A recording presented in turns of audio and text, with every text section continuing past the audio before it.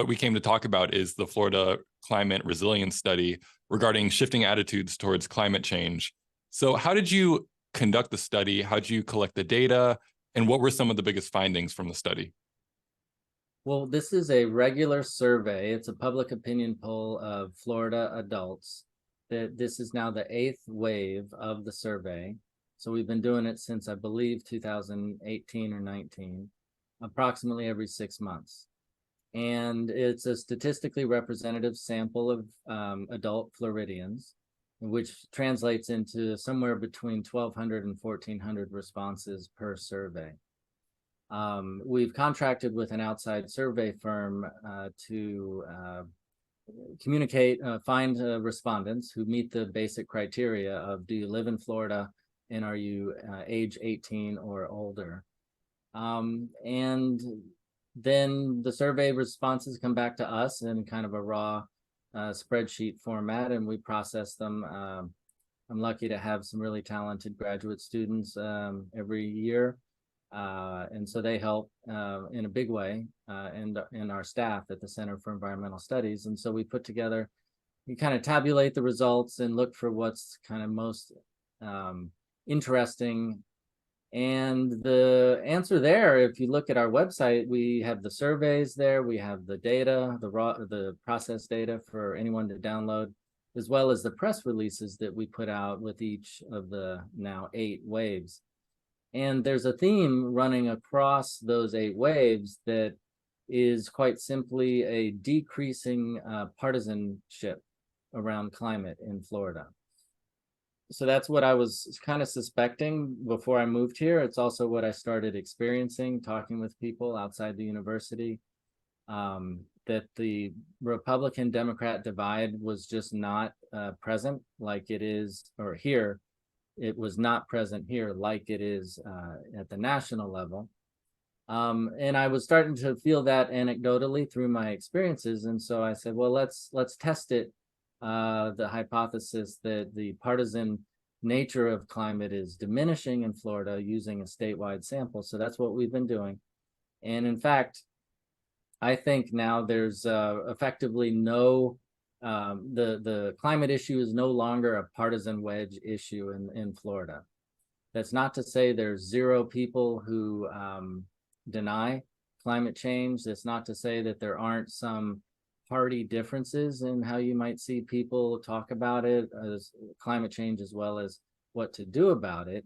But the wide gulf between the parties that we've seen for several decades at the national level is just gone away here in Florida at the full state level, not just Southeast Florida. All right. And so the big question is, what do you think caused that shift? And what do you think caused GOP-affiliated Floridians to kind of accept climate change and be more open to the possibility? It's a great question. And I think what we surmise is that people simply are everybody is experiencing weather and climate events. And these events, be they tropical storms and hurricanes or storm surge associated with the hurricanes, be they tidal flooding from sea level rise in low-lying areas like Tampa and like where I live in Fort Lauderdale and elsewhere, be it the apparently increasing wind speed of the hurricanes, as well as how rapidly the hurricanes intensify as they approach Florida. There's just, in the last 10 or so, probably 20 years, I'd say, there's been enough of lived experiences here among Floridians with these weather hazards in the context of a narrative that people also hear about, which is long-term climate change, that basically it just seems like there's just no more debating about, theoretical differences in causes. Or if it's even here, there's really a very solid consensus now that A, climate change is happening in Florida or amongst Floridians, and B, that it is largely human caused. Right. And how do you think climate change got so partisan in the first place? I think that's a big question to ask too. Well, my perspective is so climate change, human-caused climate change has been a topic of scientific interest for uh, more than a century. And it started to get a little, but not grand, widespread interest like we see today. In the 1950s and 60s, you started to see it climb up a little bit, but it was still kind of a minor issue among scientists, even as far as, what's the most pressing thing to study. That changed in the 70s and 80s, such that in 1988, it was a very high profile national issue. And I take the position that, political parties, one of the roles that they play, whether they know it or not, in ways that they operate, is if there's an issue that comes up, they immediately need to formulate their position, and to do so in opposition to the opposition party. So Democrats have a longer history of more consistently being interested in environmental issues and supporting basic science research. And I'm not saying that as a negative value judgment against the Republicans. It's just that's kind of historically how the partisan interests have fallen out. It's true that Richard Nixon, a Republican president, was in office and responsible for signing into law some important environmental legislation and also the Environmental Protection Agency itself. So there has been over time some interest from both parties in the environment. But in 1988, when things started really heating up, as it were, around climate change nationally as an issue, it was something the Democrats were very interested in, and the Republicans saw an opportunity to distinguish themselves from the Democrats, and in particular, on questions of, well, this sounds like something that if we were to respond to it effectively, it would require big government, taxes, programs, regulations, and that's actually I think it also will require private sector contribution and input. But yes, the government has a role to play here, in my view. So the Republicans were right in that regard, as this is an effective issue for tagging more big government thinking to the Democrats. So they got off to a bad start. It's actually in the late 80s when this started. In terms of if you want to find an issue that has a chance of being nonpartisan, in retrospect, it's not surprising, but that's to me the genesis of the partisan divide. All right, all right. And what it seems like from the study is that once people have these issues kind of at their front door, right? Like they're living it, they're seeing it, they're in the midst of it. That's when they realize, hey, this is real. Hey, this is something I need to be concerned about. So on a national level, do you think, what will it take for people who are not as immediately affected by climate change as a lot of Floridians are and have been in the past to really take note of this and realize how big of an issue it is? Well, that's a good question. So choose any topic of national salience. There's going to be places and people where they don't experience it so much and are just not going to be so interested in it.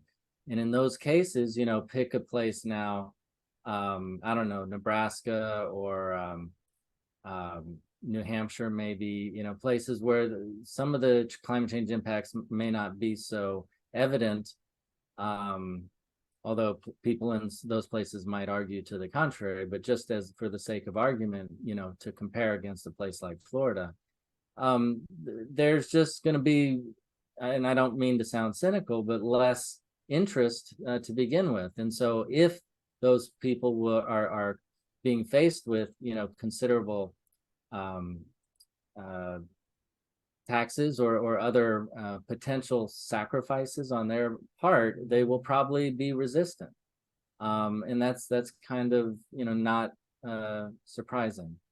But I think what we have also is it kind of cuts both ways. So for instance, if we are to assert, as you see in the research, that some places might become less livable, less as we know them today, that suggests the question, well, maybe are there places that might become more livable, or, relative to the places that are becoming less livable, might people flock to those other places? And some folks have said, well, Michigan sounds like it'll be a good destination. So anyway, it's people, I do think Americans have a capacity to act in the common good, but there's also a kind of not surprising self-interest that goes with any issue. We can think about it in our own personal lives. In Florida, in California, in Texas, in South Carolina, there's a growing number of places with climate hazards just as a regular feature of daily life that are kind of coming together and taking preventive action on climate change because they see it as in their own self-interest. All right, all right. And just diving into the study, I saw a portion that said that a lot of surveyors said that they would pay a $10 tax to keep their communities safe from climate change. So if that was enacted, what would that tax do, and what are some of the features of it? Well, it's a good question. So the question we asked was very generic. We simply asked, would you be willing to support a $10 per month tax per person that would be designed to combat climate hazards? And so if it were enacted, it could be put into practice in any number of ways. What I would say is, so we found some pretty significant support for that, which is, I think, again, if people are gonna want to help, they'll need to sacrifice, and it could be through taxes. And people in Florida are kind of famously anti-tax, and I'm not sure anybody really enjoys paying taxes anyway, but it's remarkable the support that we find in response to that question. I think the politicians in Florida, in Tallahassee, the leadership, the governor, the House of Representatives, and the Senate are aware of this shift in public opinion because they have not enacted a tax per se, but in the last couple of years, maybe 3 years, they've signed into law packages of support for climate adaptation that totals well over $1 billion. And so if you divide that number by the number of people in Florida, 20 million, we are effectively paying such a tax. It just is appropriated through different mechanisms. All right. And something else that the press release mentioned was supporting teaching climate change to K through 12 students and the importance of it, especially in Florida. So how crucial do you think that is to have climate change being taught from the K through 12 level? It's a great question. And so I'm an educator above all else, and I believe firmly in the value of education. And again, Florida has kind of a reputation of a conservative streak that wants to be careful about what we teach our children. And we see that playing out today with the governor and education, K through 12 as well as college, on other topics.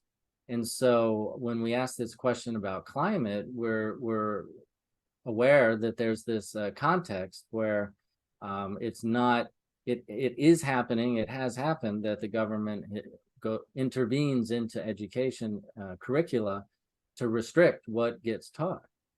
So in that context, I was expecting to find less support for teaching climate change than we found. So, I think what it means is there's the public interest in climate change translates not just into action in the form of a potential tax that we just talked about, that is to say, contributing financially to the cause, but also to saying this is something our children need to learn about to carry on the torch for the next generation. All right. So moving forward, what does this study mean for climate change activists and politicians who are passionate about climate change and trying to reach as many people as possible and telling them about the effects of climate change?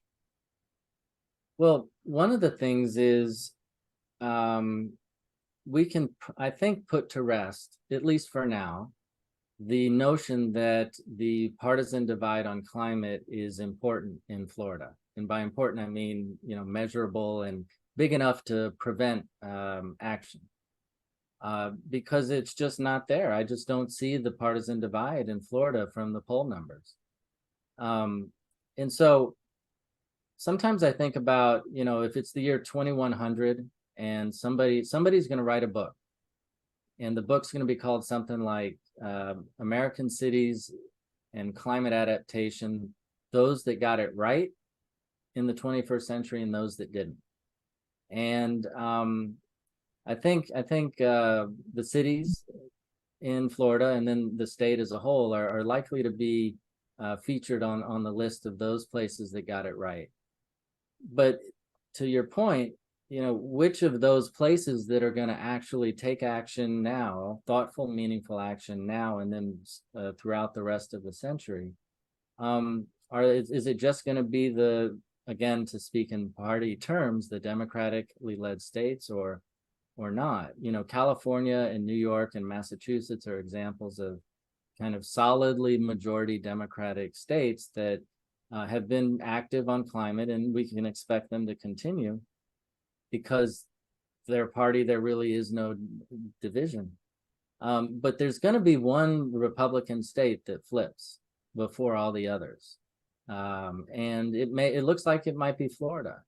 And so Florida is not a small state. It's important economically. There's the third most populous state. It has a high visibility for cultural reasons too.